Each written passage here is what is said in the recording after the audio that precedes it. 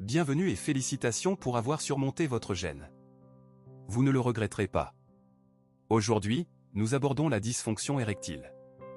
Ce sujet sera traité en plusieurs vidéos, afin d'expliquer progressivement les causes et, surtout, des exercices utiles pour tenter de résoudre ce problème. En France, on estime que près de 2 millions d'hommes sont concernés par une dysfonction érectile, un chiffre qui peut varier selon les études et les critères de diagnostic. Il est important de souligner que l'anxiété et le stress sont des facteurs aggravants fréquemment rencontrés. Avant de poursuivre, pour éviter les échecs avec une femme qui vous plaît ou les refus, je vous conseille de vous inscrire à mon cours vidéo sur l'approche en ligne. Ce cours propose une méthode scientifique et psychologique pour comprendre la psychologie féminine et travailler sur votre propre développement personnel, afin d'améliorer vos interactions et obtenir des relations plus nourrissantes et satisfaisantes. Revenons à notre sujet, la dysfonction érectile. Définissons d'abord ce qu'est une dysfonction érectile. Beaucoup pensent en souffrir, et environ 40% des hommes, adolescents inclus, estiment avoir une dysfonction érectile, alors que ce n'est pas toujours le cas. Il faut donc être prudent. Dans sa forme la plus sévère, la dysfonction érectile conduit à l'impuissance. Cela signifie l'absence totale de sensation de plaisir, une absence de réponse du pénis et du plancher pelvien. Bien sûr, il existe une gradation dans la sévérité du trouble. En réalité, qu'est-ce qui se passe?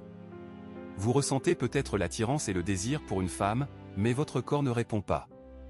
L'excitation ne se traduit pas par une érection.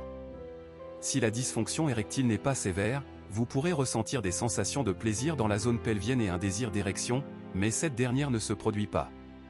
En termes simples, votre appareil génital ne répond pas aux signaux envoyés par votre cerveau. De nombreux hommes ont du mal à parler de leur dysfonction érectile, ce qui crée des problèmes supplémentaires, aussi bien au niveau personnel qu'au sein du couple. Il est préférable d'en discuter et de consulter un professionnel de santé.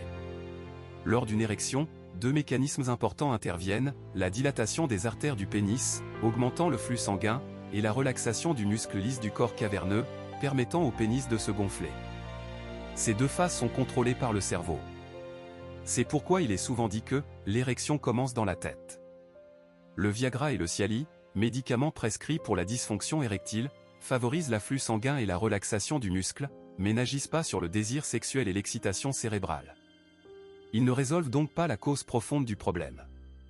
Il existe cependant d'autres options. N'oubliez pas que de nombreuses personnes ont surmonté des difficultés similaires et en sont sorties plus fortes. Nous allons travailler ensemble pour résoudre votre problème de dysfonction érectile grâce à une série de vidéos qui vous guideront étape par étape dans un processus de changement physiologique, psychologique et émotionnel.